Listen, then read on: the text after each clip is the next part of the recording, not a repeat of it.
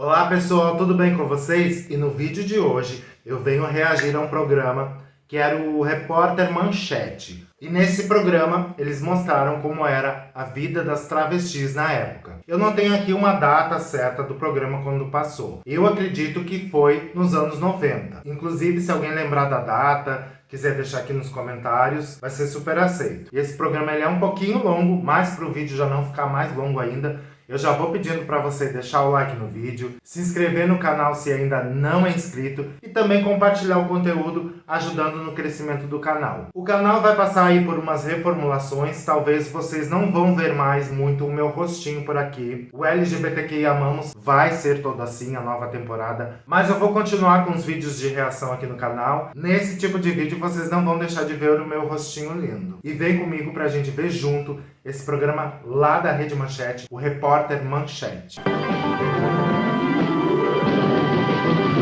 Corrigindo, câmera Manchete, eu disse que era Repórter Manchete. Intolerância, preconceito, violência, morte. A cada 3 dias, um homossexual é assassinado no Brasil. Perseguidos e discriminados, os gays enfrentam no dia a dia muitas dificuldades e sonham com uma vida digna.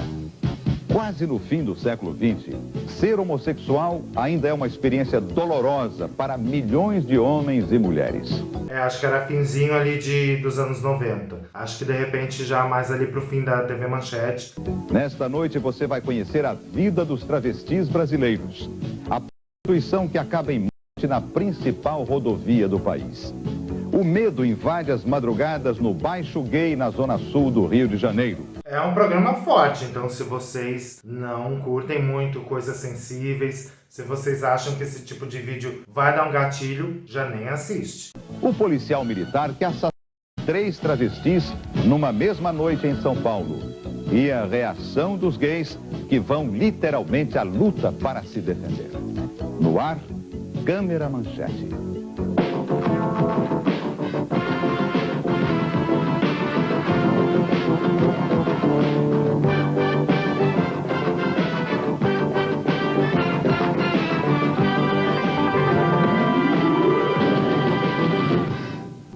Um encontro, uma paquera, uma esticada no fim da noite que pode terminar em tragédia.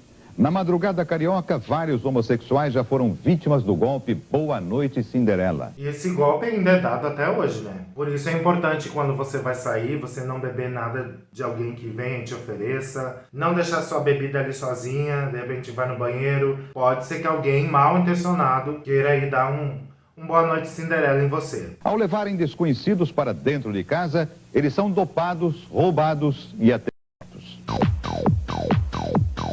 Fim de semana na noite gay do Rio é assim. Na praia, nos bares, muita animação. Em Botafogo, grupos de homossexuais ocupam as calçadas. O chamado Baixo Gay anda mais cheio do que nunca. Aqui, os frequentadores liberam geral e não estão nem aí para o preconceito. A intenção não é chocar, mas os jovens de classe média namoram em público sem inibição. Beber, dançar, namorar. Ter uma vida normal como qualquer pessoa. Para a comunidade gay, a realidade é outra.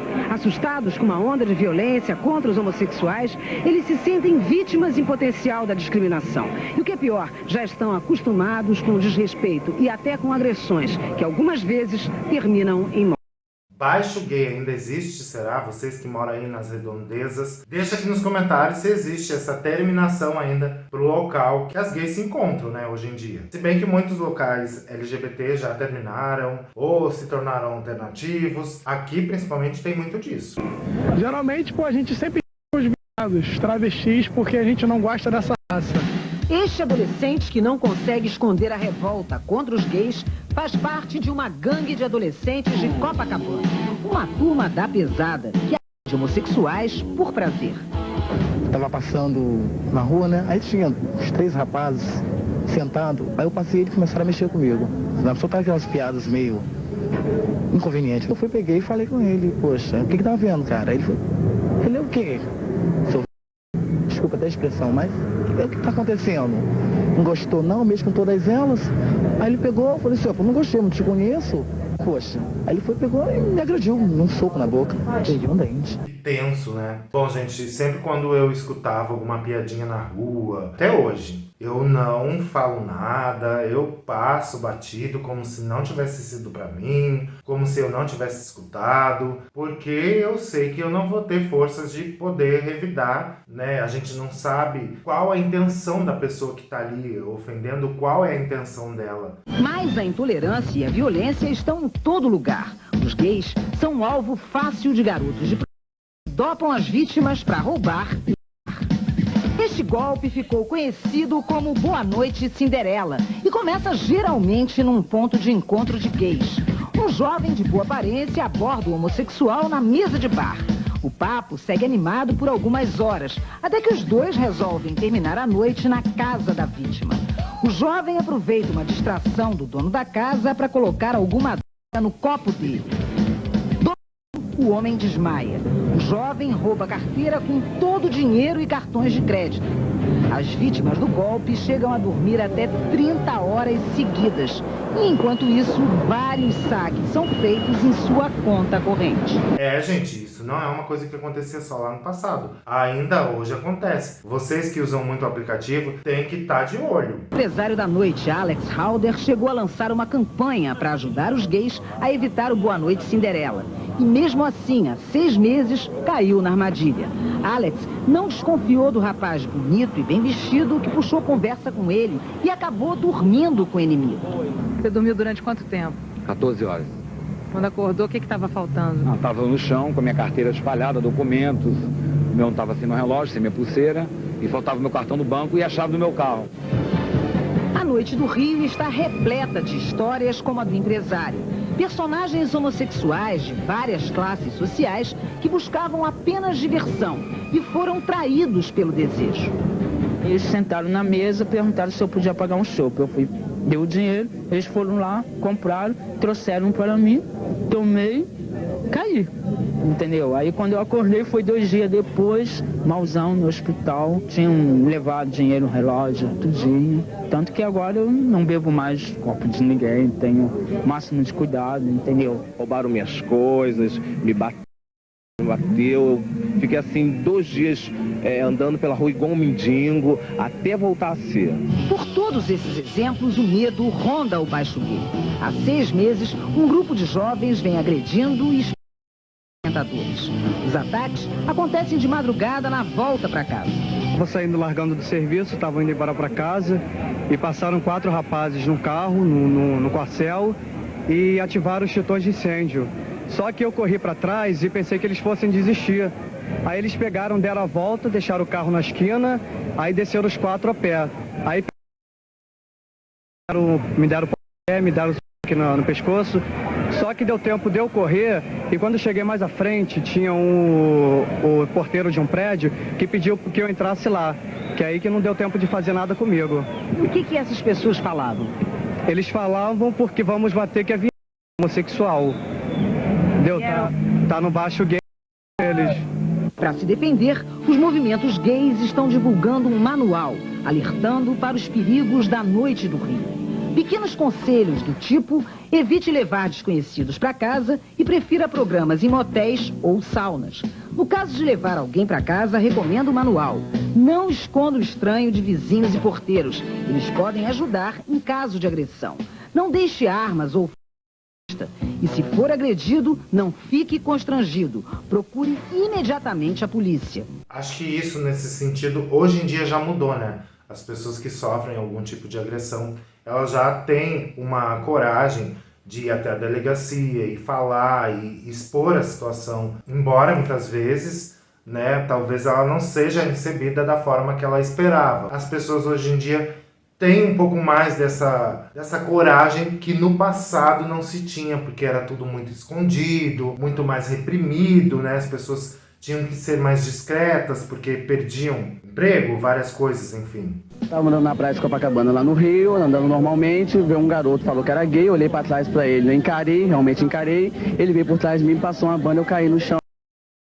depois saíram andando. Fui recorrer à polícia, mas pelo fato de a polícia no Rio tem até um certo preconceito. Pelo fato de ser homossexual, o policial até falou comigo, quem manda você andar justo nessa hora na rua, sabendo que isso acontece, e não deu bola. Tentei prestar queixa, ele não me atendeu. Por que a polícia discrimina tanto os gays vítimas de agressões? Realmente existe essa discriminação, sim, eu não vou negar. Mas acontece que essa discriminação não é só da polícia, não é própria da polícia, é da própria sociedade. E a polícia, ela pertence à sociedade, ela faz parte desse contexto. Por que a polícia não consegue prender essas gangues homossexuais e que até... A polícia, ela não consegue prender porque até então nós não contamos também com a colaboração dos homossexuais, porque eles também não assumem a posição deles de homossexual. Então, no momento em que eles chegarem aqui à delegacia e tentarem e quiserem colaborar com a gente, vamos ao retrato falado, venham testemunhar, comuniquem se tiver qualquer problema ou qualquer situação anormal, que nós vamos mandar a viatura lá. É aquilo que eu estava falando, antigamente as pessoas não tinham essa coragem de se expor e falar. Hoje em dia não. Hoje em dia a gente vê muitos casos que são falados, que saem na mídia, porque as pessoas já têm essa coragem, elas perderam esse medo de falar, né? Elas perderam esse medo de mostrar que essas coisas ruins acontecem e que elas precisam ser combatidas. O decorador preferido da Sociedade Emergente do Rio, Éder Meneghini, é um homossexual assumido e tem uma explicação para muitos destes crimes. Essa coisa de Boa Noite Cinderela, para mim, eu acho que a imprensa tem dado a mídia tem dado muita força a isso tudo. Eu acho realmente uma grande violência. Agora, a violência não está no fato do Boa Noite Cinderela. A violência está no fato de você se colocar dentro de uma situação dessa. Só se coloca numa situação dessa quem quer, tá? Eu acho uma grande ilusão o fato de você dizer, uma grande mentira, o fato de você dizer que você nunca levou ninguém para casa. É óbvio que o gay leva a gente para casa. Não existe esse gay que nunca tenha levado ninguém, ou que nunca tenha feito amor, ou que nunca tenha se encontrado com uma pessoa mais intimamente, somente no primeiro contato. Não, isso é uma grande mentira. Agora, o Boa Noite Cinderela é uma questão de desinformação, tá? Ou as pessoas querem ser desinformadas. O Boa Noite Cinderela, para mim, teria uma outra especificação, seria Vai Dormir Dragão. Só cai no conto do vigário, só cai no Vai Dormir Dragão quem quer. Fotos de homossexuais assassinados nos últimos meses e matérias de jornais fazem parte do arquivo do grupo Atopá. A entidade, há 12 anos, luta para combater a violência contra os gays. De acordo com dados da Anistia Internacional... Essas fotos que apareceram eu vou sombrear, o vídeo já tá pesado e eu vou sombrear as fotos para não mostrar essas coisas não. O Brasil é um dos países recordistas em agressões e mortes. Os números são alarmantes.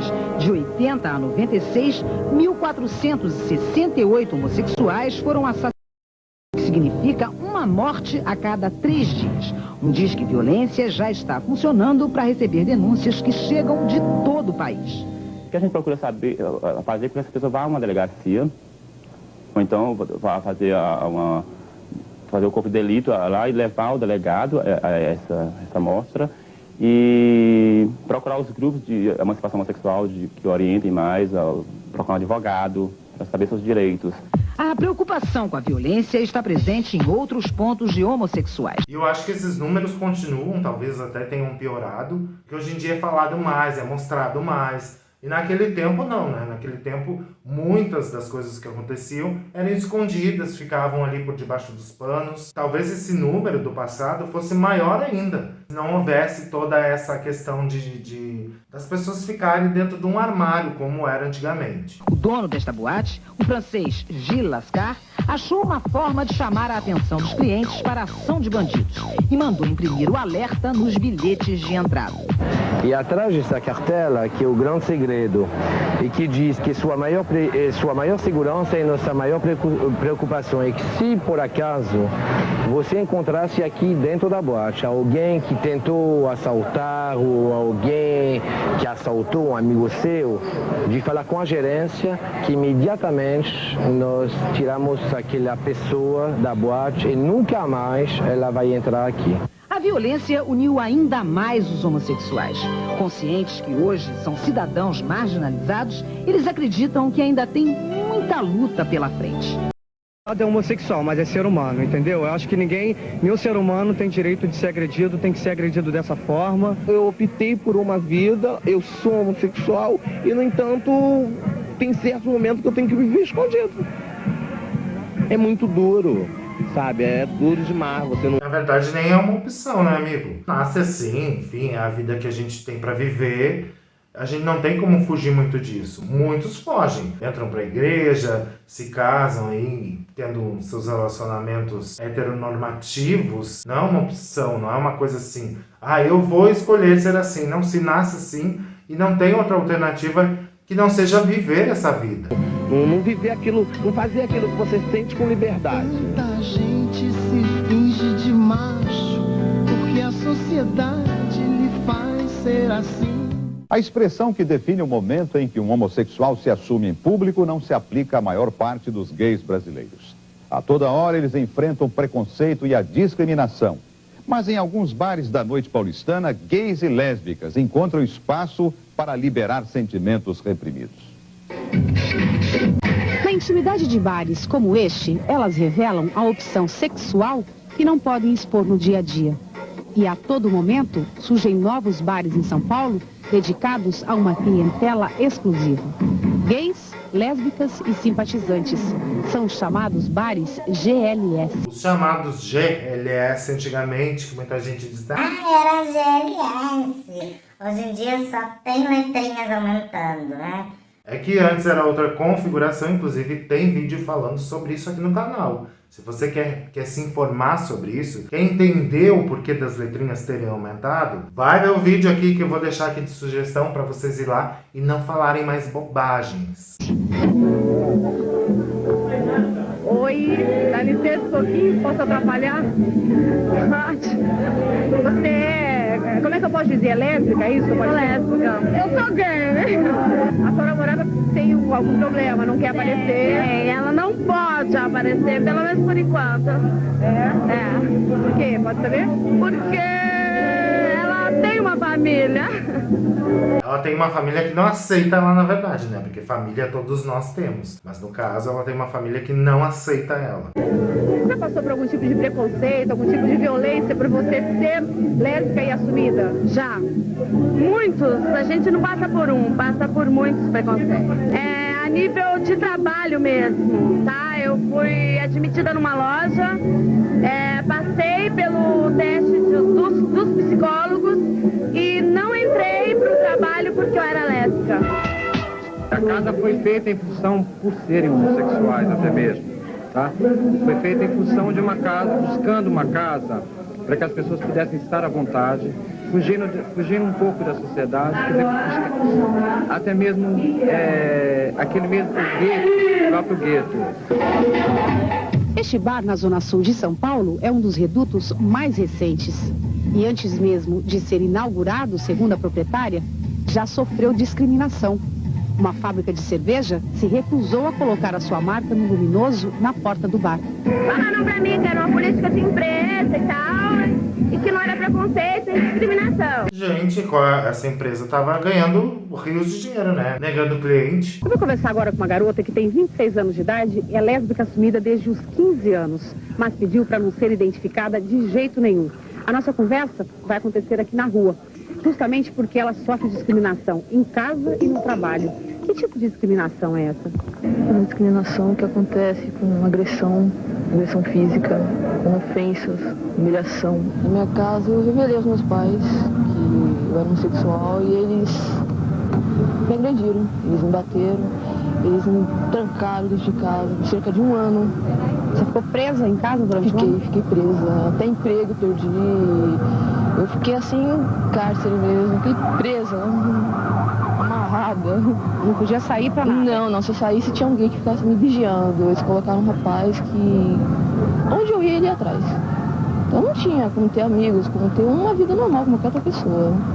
Como é que você ficou? Eu chorava. Eu fiquei triste demais, eu sofri muito com isso. Era uma atitude dura deles comigo e eu fiquei perdida. Eu fiquei um ano assim, perdida, sem saber o que fazer. Você chegou a ser ameaçada de alguma forma? Na igreja, tá, um rapaz me pegou fora da igreja. Ela falou que se eu não sumisse dali, ele iria me agredir mesmo. Tá? E faltava pouco para isso. E os amigos da turma mesmo que até fazer correr centro de cidade, porque deles já fizeram também. Eles queriam te agredir? Olha, esse dia que eles não me agrediram, tá? Que foi na Estação Paraíso, na Rosa, tá? Eu fui na casa de um amigo, num prédio. Eu sei que a moça subiu, ela desceu armada, eu fiquei escondida num vão, no prédio, tá? Até que duas amigas boas mesmo, me deram cobertura, eu pude sair, tá? Mas essa moça sim. Só que até hoje eu nunca mais vi ela e também nem quero ver, tá? Não ando pra esse lado de forma alguma. Já essa garota diz que no dia a dia nunca sofreu com preconceito por ser lésbica. Você nunca deixou de ser aceita em algum lugar? Não, nunca. Inclusive, no momento eu não estou trabalhando, mas onde eu trabalhava, no meu último emprego, as pessoas sabiam de mim, eu tinha uma namorada lá dentro, todo mundo sabia do nosso relacionamento, a gente saía com pessoas de lá da empresa que não eram homossexuais. Mas não quis mostrar a cara, né? Sinal que ela tinha medo sim de preconceito, aí ela vem dizer que não sofria preconceito. Fala sério. E não tinha problema nenhum. Essa garota tem 30 anos e é historiadora de uma grande universidade aqui em São Paulo. Vai me dar uma entrevista, mas claro, como quase todas as outras pessoas, não quer aparecer, tem medo, porque sofre discriminação e tem medo de perder o emprego.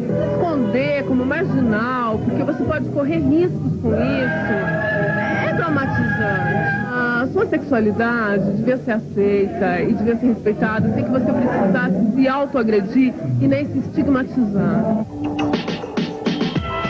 E nem ser agredida também, né? No protesto de rua, centenas de gays, travestis e lésbicas se reuniram em São Paulo para pedir o fim da discriminação. Entre os manifestantes, grupos de mulheres representavam entidades que hoje estão organizadas para defender os direitos de se relacionar com o próprio sexo. Já é uma relação assumida. Agora já. Provavelmente essa tenha sido a primeira parada gay, aquela que a Cacá de Poli deitou no chão para que pudesse passar. Então esse programa pode ser ali de 98, por aí. Frequentar lugares próprios? Tem. Tem que frequentar, a gente é obrigado. Vocês indicam mais?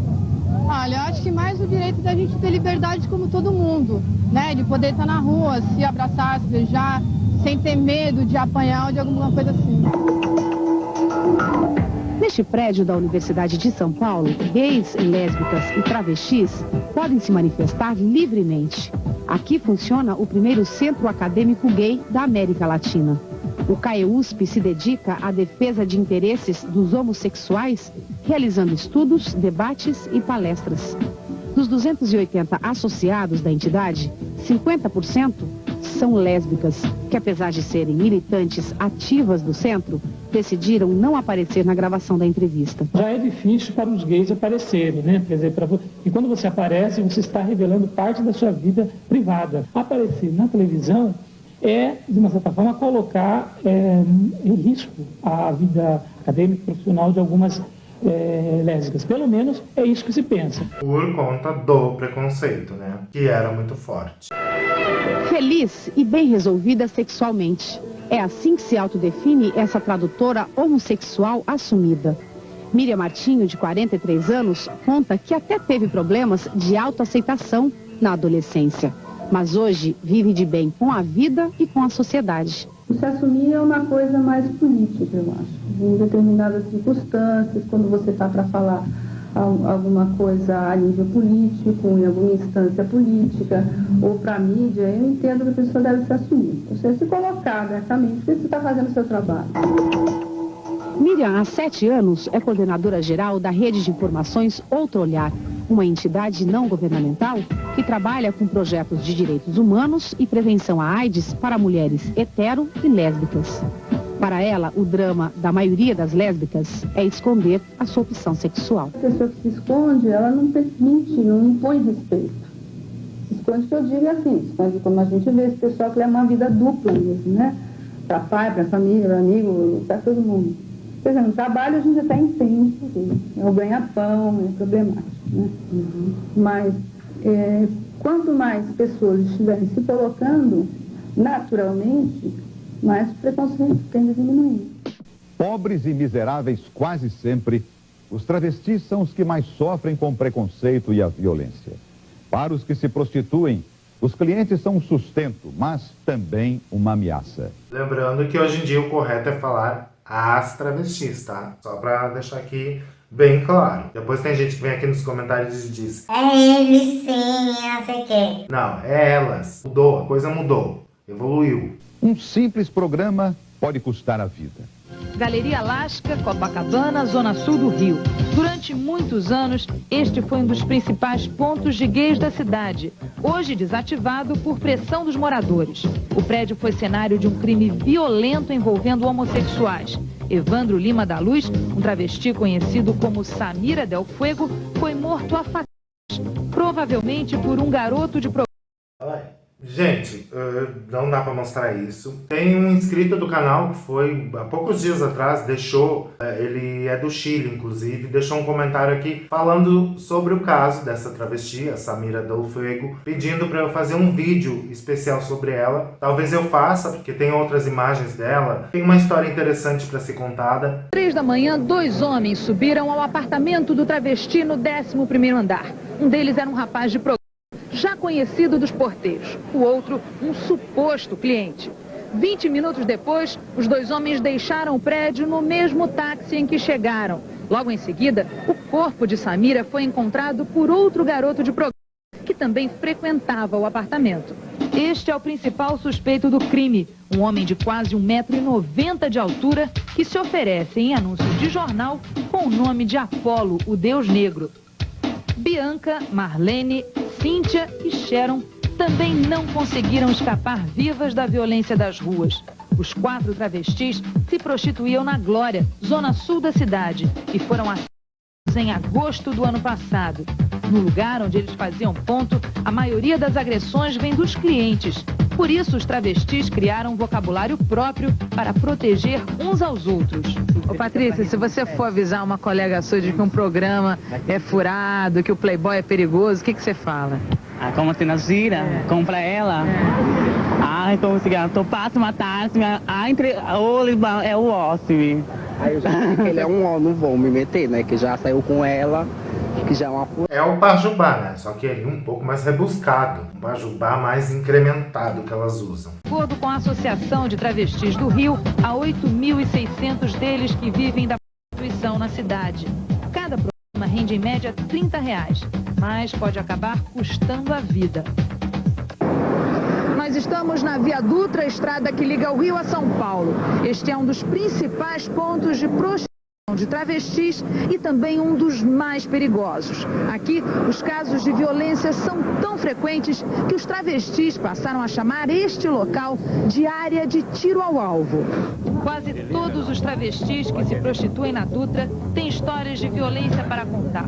E muitos provam o que dizem, mostrando marcas de... Ainda é o local que elas trabalham, que elas atuam, ou já mudou? Em Porto Alegre, por exemplo, tem uma rua que é delas, né, das travestis, e eu não sei se a coisa mudou hoje em dia por aqui, e acredito que em São Paulo deva ter mudado também, né? Eu acho até que elas têm que ir mudando pra ir se protegendo. Eu já fui vítima de um tiro no braço. Quem foi que atirou em você? Um carro passou dando tiro. Como é que você levou esse tiro? Quando eu saltei do carro do cliente, ele mandou entregar o dinheiro. Aí eu entreguei, eu falei pra ele assim, moço, me deixa que não sei o que. Aí nisso eu saí correndo, ele descarregou o revólver atrás de mim. Agora esses homens são safados, né? Pegam, deixam muitos deles, suas mulheres em casa, vão para esses locais atrás das mulheres travestis e das mulheres trans, fazem um programa, ali aliviam, né, a tensão deles, não querem pagar e ainda querem ser violentos. Eu sei tiro, ele pegou esse, quase que eu morri, mas tô aí, né? Com medo dos ataques, os travestis preferem os locais mais iluminados, como postos de gasolina e portas de motéis. Este aqui diz que mais de uma vez esteve perto da morte. Chegou um cara pra mim e me perguntou quanto que era. Aí eu fui pra ele, falei assim, aqui nesse hotel, amor. Ele falou assim, não, eu não gosto de fazer no hotel não, porque eu tô com pouco dinheiro, a gente faz ali no cantinho. Eu falei assim, tudo bem. Aí quando chegou lá, ele já foi, eu falei assim pra ele, amor, me dá meu dinheiro adiantado. Aí ele falou assim, não, adiantado não. Adiantado. Ele falou assim, então, você vai fazer, se eu te dar dinheiro nela, eu ainda vou te matar, viado. Meu filho, sem violência, eu não te fiz nada. O que eu te fiz você querer fazer isso comigo? Eu falei, não quero saber de nada não, vai tirando a roupa. Aí eu fui, peguei, tirei minha roupa toda, ele fez comigo, pintou, fez isso, fez aquilo, fez o que queria. Aí chegou na hora, falou que ia me matar. Você quer morrer ou você quer apanhar, viado? Aí eu falei assim, que isso, amor, não fiz nada contigo, você já gozou, deixa eu ir embora. Ele, não, você não vai embora não, eu vou te matar. Aí começou a dar na minha cara, meu sangue ferveu, eu dei um soco no revólver dele caiu no meio do mato escuro. Eu me atraquei com ele, ele queria me pegar o revólver, se atracando com ele, dando em mim, eu dando nele. Aí o revólver ele não conseguiu pegar, com o tempo que eu entrei, eu empurro nele, que ele caiu, que eu saí correndo. Se pudesse morrer? Gente, tô chocado. Eu acho que na verdade eles fazem isso para tentar se livrar. Na verdade não tem uma justificativa por que eles fazem isso.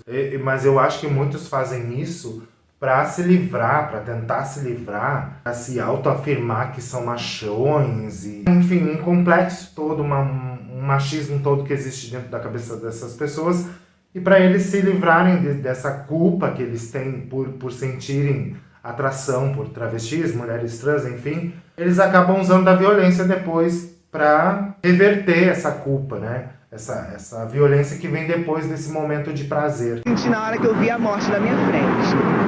Kátia é o travesti mais antigo da Via Dutra. Faz ponto aqui há 20 anos. Já levou um tiro na perna e outro no rosto. O travesti acredita que só está vivo porque confia na sorte. Você foi à polícia? Pra quê?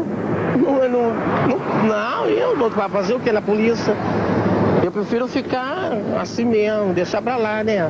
Você joga com a sorte, Kátia? Ah, demais.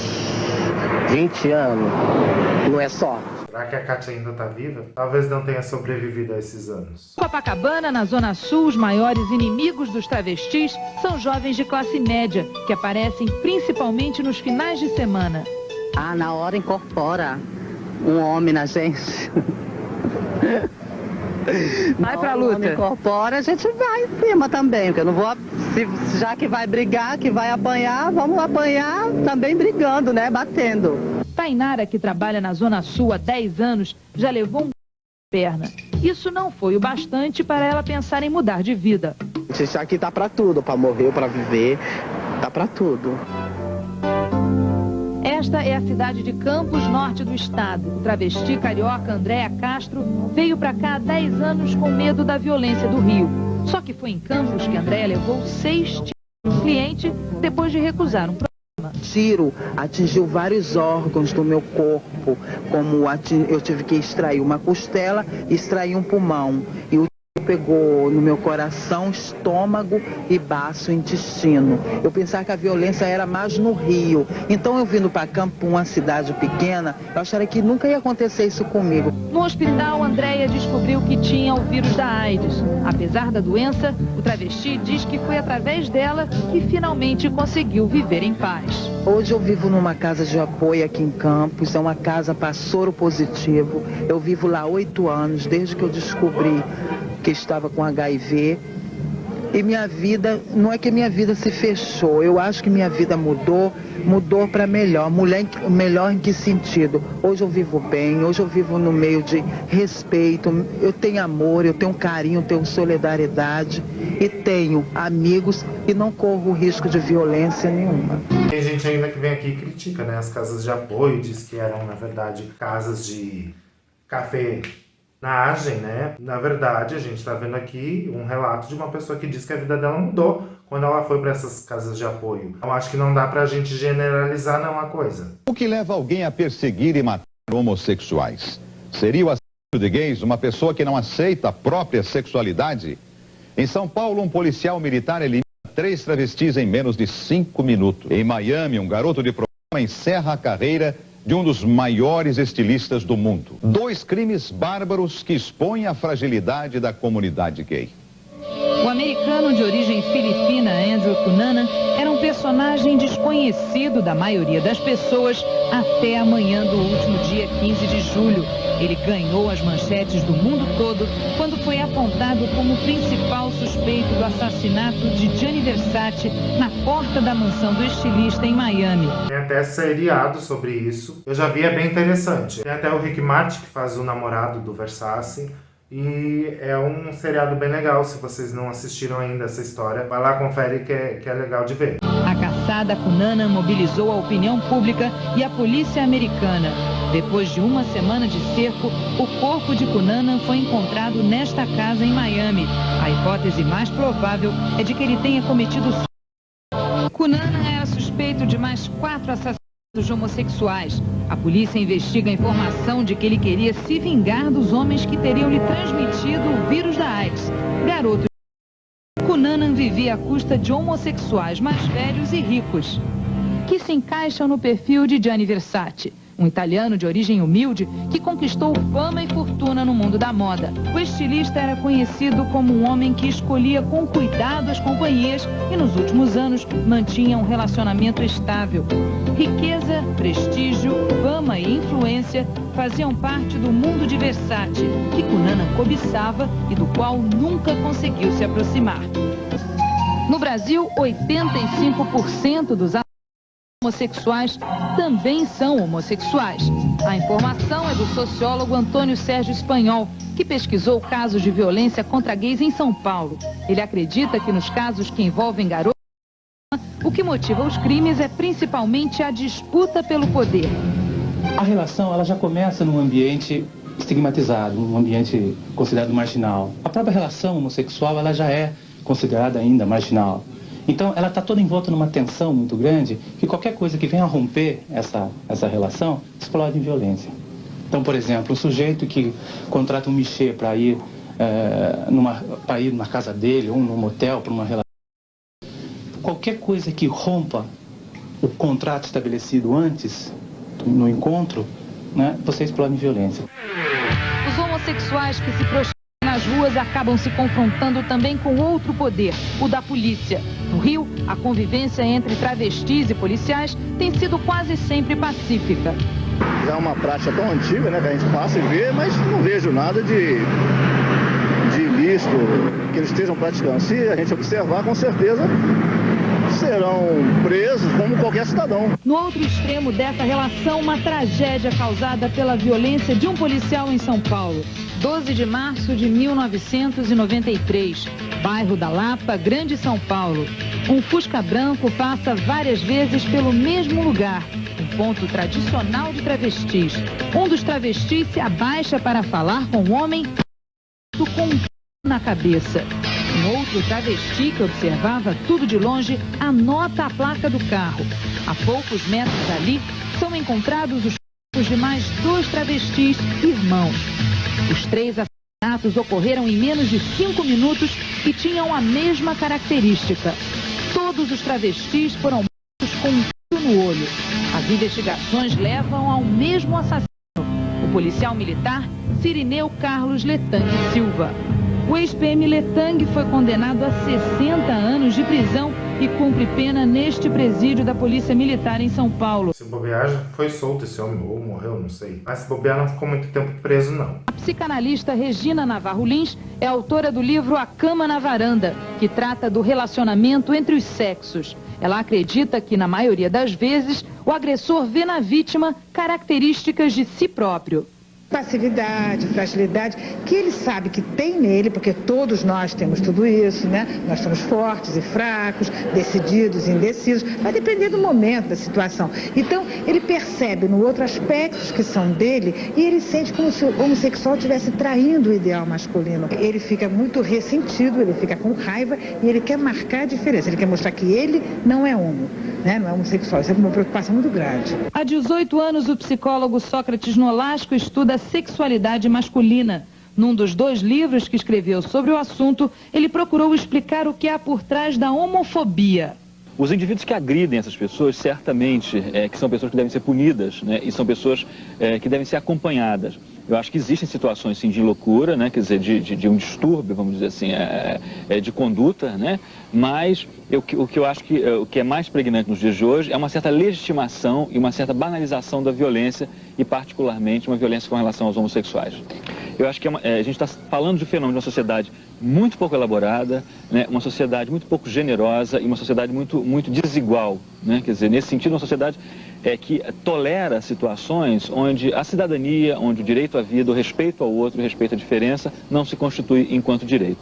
Para se defender da violência, os gays partem para soluções práticas. Os integrantes do grupo de emancipação homossexual Atobá, no Rio, contrataram um professor de defesa pessoal. Isso aí, bora lutar karatê pra dar na cara desses homofóbicos. O próximo passo é a criação de um esquadrão gay. Estamos pensando em criar um grupo de defesa para rebater essa turma, principalmente de skinhead, que tem atacado os homossexuais. No próximo vídeo eu vou falar sobre isso, gente. Um vídeo que vai sair, talvez nas próximas semanas, eu vou falar justamente disso, de um grupo de pessoas que contratava aula de karatê para poder se proteger da homofobia. Logo, logo vai sair esse vídeo. Né? Preparando com um ato de defesa, aulas de defesa pessoais, e é mais difícil atacar um grupo do que o indivíduo sozinho. Assim que um gay for atacado, esse pessoal estaria mais preparado e fazer com que saia em defesa dos nossos amigos.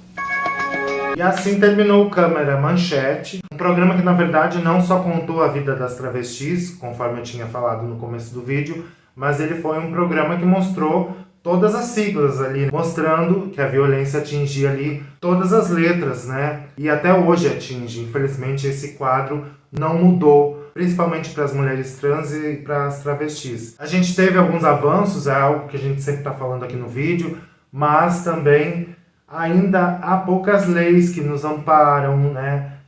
A homofobia agora já é considerada um crime e hoje a gente já pode identificar esses crimes, né? Esses crimes homofóbicos contra a comunidade LGBTQIA+. Foi um programa bem pesado, eu não esperava por isso, porque eu não assisti o programa antes de fazer o vídeo. Eu achei que ia falar ali, claro, eu sabia que ia ter partes que iam ser pesadas, mas eu não achei que seria tão pesado assim. Mesmo a gente sabendo que certas coisas ainda acontecem, mas eu espero que essa realidade ainda não seja tão forte como foi ali, como foi mostrada. Se bem que eu acho que antigamente era mostrado mais, isso eu sempre falo nos vídeos, né? Antigamente era mostrado mais, hoje em dia parece que há um certo... Vamos botar para debaixo do tapete, fingir que não está acontecendo, mostrar que a coisa mudou. Mas deixa aqui nos comentários o que vocês acharam desse programa, qual foi a impressão de vocês de tudo isso, se vocês concordam ou não com algumas coisas que eu falei. E é isso, gente, o vídeo vai ficar um pouquinho longo, mas eu espero que vocês tenham curtido, tenham gostado, tenham deixado seu like, tenham assistido esse vídeo até aqui. Eu sou Marquetito e já sabem, eu conto contigo.